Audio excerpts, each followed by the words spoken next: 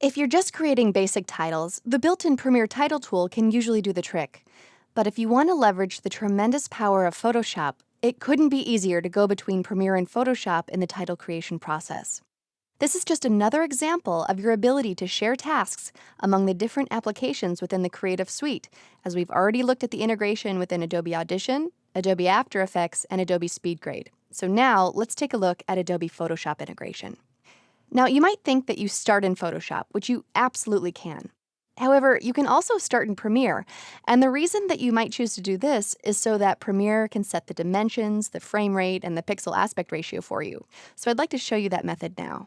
So I'm just going to come up to File, and New, and Photoshop File, and here are my settings. I'm going to say OK, and I'll name this Letterpress Lower Third. And I'm going to put it in the Course Created Assets folder. And then notice this checkbox here, Add to Project Merged Layers. Earlier in the course, we talked about how to access the individual layers of Photoshop documents. And if you want to do that, it's a slightly different workflow, which I'll show you in a little bit. But for right now, I'll click Save. And here we are in Photoshop, and I have a blank slate here. And notice I do have my Safe Action and Safe Title lines, and this is really helpful when you're creating title for video. All right, so I'm going to create a basic lower third for Kelly, nothing too fancy. I'm going to start here with my text tool and just type her name and designer. And let's make that a little bit smaller. Okay, and we want to change the font. We'll go Bank Gothic. And I'm going to create a shape behind her as well, kind of like we did before, like so. And I'm going to turn that into a gradient. And let's find that same kind of amber color that we used previously. I'll say OK there. And let's change the opacity of that to 40-some%.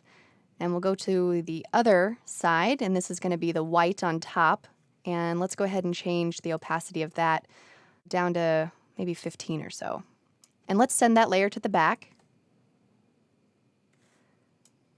like so. And I'm going to just come into blending options on Kelly's layer and just give it a basic drop shadow. We'll bring the distance back just a little bit and the opacity up. And I'll say OK. Now, all I'm going to do is save this, Command-S or Control-S on a PC, and I'll head back over to Premiere. And there's my title. I'm going to drop it in my 13.4 bin. And we want that over Kelly, so I'm going to zoom in, ++, and drop the title over her video. Now let's say I want to change it. Well, Photoshop is technically still open because I didn't close it, but if it was closed, all you would have to do is just click on the title, right-click, and say Edit Original, and then Photoshop would open. So let's change this a little bit. I'm going to grab my text and open up my character window.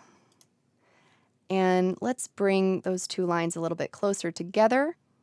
And we'll bring this down.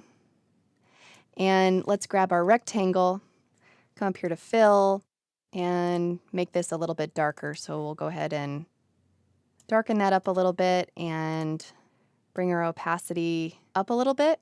And again, I'll save, Command-S, head back over to Premiere, and the change is made. Now, other things about Photoshop files. Again, they're just like any other file in Premiere. So if I click on it and then go to Effect Controls, I still have all of my motion effects available to me, and I can throw any of my other effects on. So I still have my Alpha Glow. I can pop that on. I can animate some movement. I can put on other effects, anything I want. And then finally, one last thing about Photoshop files, and we did learn this in a previous movie, but you can bring in individual layers and then animate each of those layers. Right now, this is a merged file here, but if I wanted to bring in individual layers, I would just need to import it separately. So I'm going to click on my bin here and then right-click and import, and then I'm going to go to that Photoshop file that I created, and I'll just say import. And then when this comes up, I can either choose individual layers or I like to choose sequence. And OK. And here's my folder here with all of the individual layers plus my sequence in here. So then I could access each of those layers separately. If you want to learn how to animate the different layers, you can watch the Working with Layered Photoshop documents in Adobe Premiere and Adobe Photoshop movie that I did earlier in this course. So we've really only scratched the surface of what the integration of Premiere and Photoshop can be, but at least now you have enough context to start experimenting with this really cool workflow.